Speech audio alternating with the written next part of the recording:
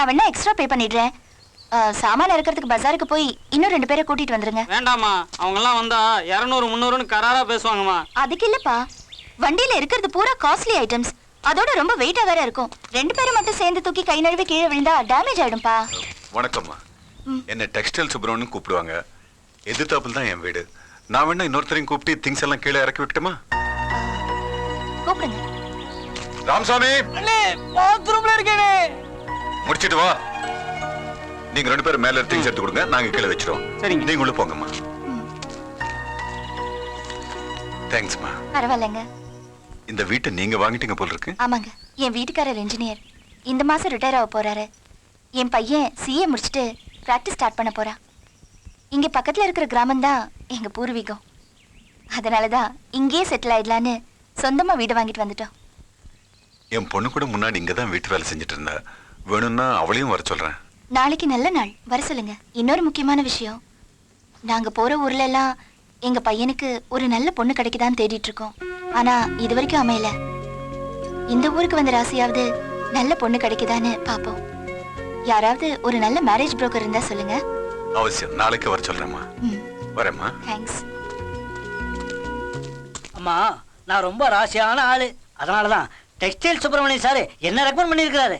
இதுல எல்லா அம்சமும் பொருந்தின 3 பொண்ணுங்களோட போட்டோ இருக்குது. இந்தாங்க. அந்த டேபிள் மேல வச்சுட்டு போங்க. நான் ராகுகாலம் முடிஞ்சதுக்கு அப்புறம் எடுத்து பாக்குறேன். சரிங்கம்மா.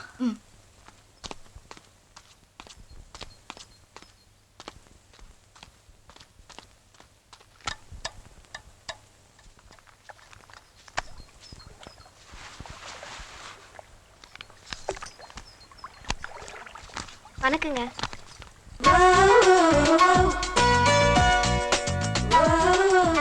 என் பேர் சுமதி. எங்க அப்பா சுப்பிரமணியம் இந்த வீட்ல எஜமானி வேலைக்காக அனுப்பி வச்சாரு. எஜமானி வேலைக்கா? இல்ல, நான் முதல்ல வீட்டு வேலைக்காக புறப்பட்டப்போ எங்க அப்பா என்கிட்ட, நீ வீட்டு வேலைக்காரியா மட்டும் வேலை பார்க்காம அந்த வீட்டுக்கே எஜமானி நீதான் அப்படிங்கிற பொறுப்புணர்ச்சியோட வேலை பாரு அப்படின்னு சொல்லி அனுப்பிச்சாரு. அந்த அர்த்தத்துல சும்மா ஜோக்காக அப்படி சொன்னேன். ஓஹோ, சரி சரி, வாங்க எஜமானிமா.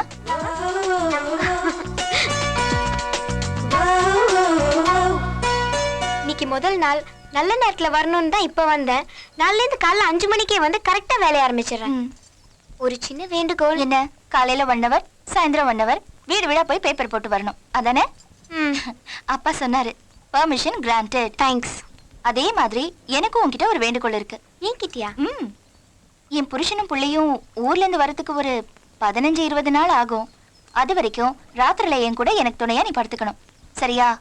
தங்கள் சித்தம் என் சிவபாகியம். சரி, இதுக்கு முன்னாடி நீ இந்த வீட்ல இருந்தப்போ என்னென்ன வேலை பார்த்த?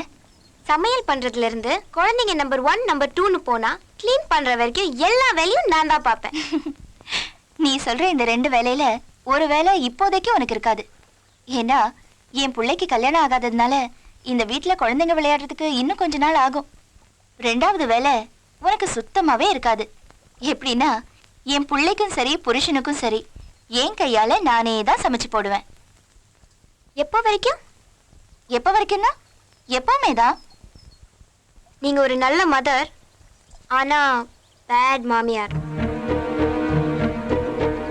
எப்படி? அதாவது கடைசி வரைக்கும் உங்க புருஷனுக்கு உங்க கையால சமைச்சு போடணும்னு ஆசைப்படுறீங்களே, அது பாராட்ட வேண்டிய விஷயம். ஆனா நாளைக்கு உங்க பிள்ளைக்கு கல்யாணம் ஆகி வரப்போறவ அவ புருஷனுக்கு அவ கையால வாய்க்கு ருசியா பக்கனையா சமைச்சு போட்டு ஒரு சபாஷ் வாங்கணும்னு ஆசைப்படுவா. அதுல நீங்க போட்டி போடுறது ஒரு மருமகளோட அந்தரங்கத்துக்குள்ள நுழையிற மாதிரி. ஐயோ சாரிங்க, நீங்க இவ்வளவு தூரம் யோசிக்கிறத பார்த்தா நான் ஏதோ கொஞ்சம் அதிக பிரசிங்கத்தனமா பேசுற மாதிரி தெரியுது. இல்ல, என் வயசுக்கு நான் யோசிக்க வேண்டியத நீ இப்பவே யோசிக்கிற. பாராட்டுக்கள். இவர்தான் நான் கைப்பிடிச்ச கண்கவர் கண்ணாளன். நீ கையில ஒருத்தனை பிடிச்சிட்டு இருக்கியே, அவன்தான் என்னோட தவ புதல்வன்.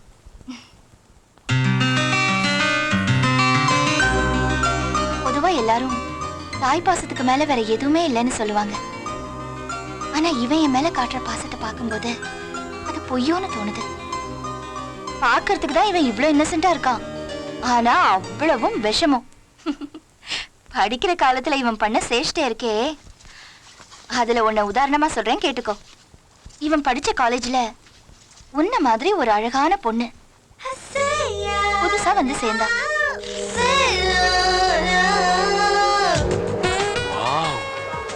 எந்த பர்பஸுக்காக துப்பட்டா போடுவாங்களோ கரெக்டா நீட்டா அதே பர்பஸுக்காக போட்டு வர்றாளே, யாரா அந்த மகாலட்சுமி?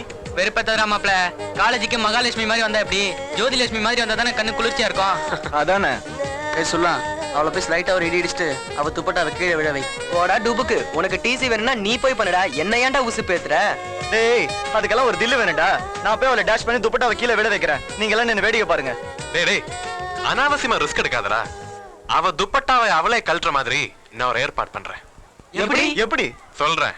இவ ஒருத்த மட்டும் இங்க இருக்கட்டும், நீங்க எல்லாரும் பின்னால போய் மறைஞ்சுக்கோங்க. தெரியாதுன்னு சொல்லி சமாளி. Okay okay. காப்பாத்துங்க, என் friend தண்ணியில விழுந்துட்டான்.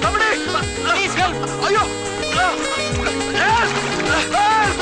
என் ஃப்ரெண்டுக்கு ஸ்விமிங் தெரியாது, எனக்கும் ஸ்விமிங் தெரியாது. ஐயோ எனக்கு தெரியாதே. ஸ்விம்மிங் தெரியாட்டி பரவாயில்ல, உங்க துப்பட்டாவை கழட்டி வீசுங்க. நான் அதை புடிச்சிட்டுள்ள போகாம இருந்துக்கிறேன். ஆபத்துக்கு பாவம்ல, எடுத்து வீசுங்க. நான் போய் யாரையாவது கூட்டு வரேன். அப்படிதான், சீக்கிரம். ஒரு கையில புடிச்சா அப்படி, ரெண்டு கையில ஸ்ட்ராங்கா புடிங்க, இல்ல உள்ள போடுவேன். இப்ப மார்க்கமா இருக்கு. Come on come on. என்னப்பா நர்ஸ், எப்படி தர்ஷன் ஓகே தானே? அது தேங்க்யூ.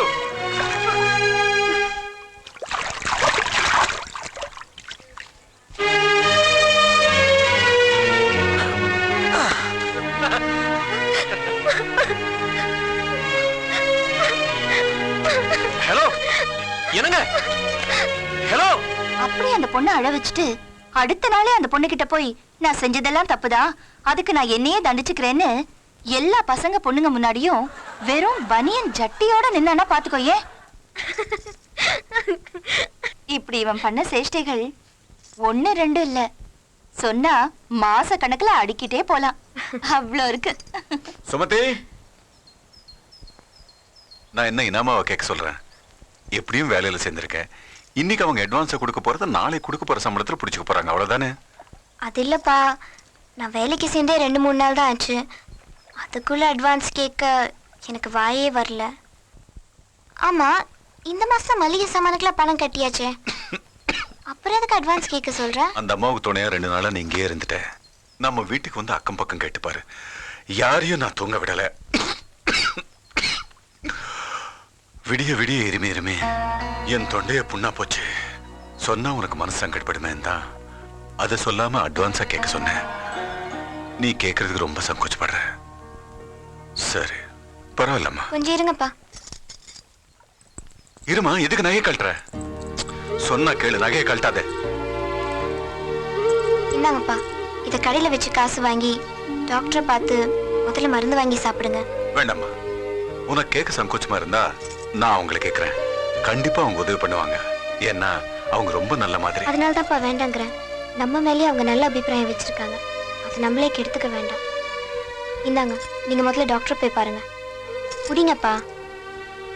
ஏம்மா, உன் காதுக்கு அழகா இருந்தது இது ஒண்ணுதான், இத போய் அடமான வைக்க சொல்றியே? அப்பா, நகை நட்டுங்கிறது என் ஒருத்திக்கு மட்டும்தான் அழகு, ஆனா கௌரவங்கிறது நம்ம குடும்பத்துக்கே அழகு.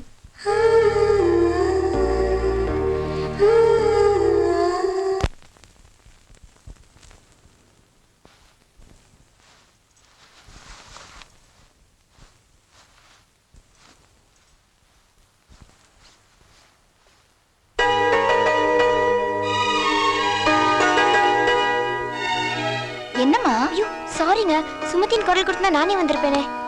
பரவாயில்ல, உட்காரு. இந்நேரத்துல என்ன எழுதிட்டு இருக்க? இது கன்னி முயற்சியா இந்த கன்னி ஒரு நாவல் எழுதிட்டு இருக்கேன். ரியாதி, ஆனா இது பப்ளிஷ் ஆக போதோ இல்ல போன வேகத்திலே திரும்பி வர போதோ பொறுத்து இருந்துதான் பார்க்கணும். அட்வான்ஸ் வாழ்த்துக்கள். எனக்கு தெரியும் உன் நாலேஜ் என்னன்னு. டெஃபினட்டா ஒரு நல்ல தாட்டா தான் இருக்கும். ஆமா, முடிச்சிட்டியா? பாதி கிணறு தான் தாண்டி இருக்கேன். மீதியும் தாண்டின உடனே முதல்ல என்கிட்ட தான் சொல்லணும். ஃபர்ஸ்ட் கமெண்ட் என்னோடதா தான் இருக்கணும், சரியா? ம், எழுது. தேங்க்ஸ்.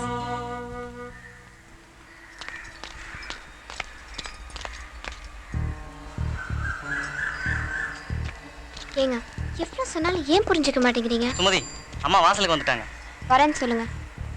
சுமதி ப்ளீஸ் மறுபடியும் இங்க வந்து நின்று என்ன கஷ்டப்படுத்தாதீங்க. புறப்படுங்க.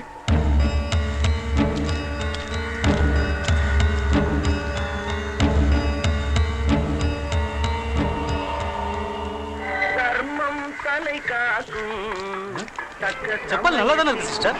உறுத்துதா இல்ல கடிக்குதுங்களா? இல்ல, இன்னைக்கு எங்க அம்மாக்கு திதி.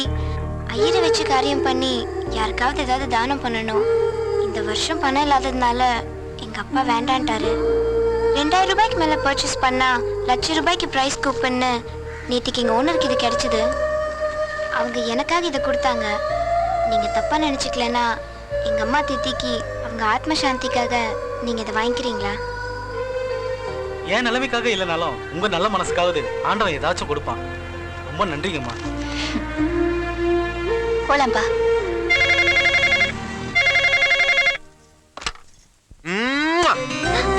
யாருமா? என் பிள்ளையா? பயப்படாதீங்க. நீங்க நினைச்சு எனக்கு கொடுத்துட்டாரு. நானே வச்சுட்டா மேனேஜ் இல்லைல்ல, அதான் திருப்பி கொடுத்துட்டேன்.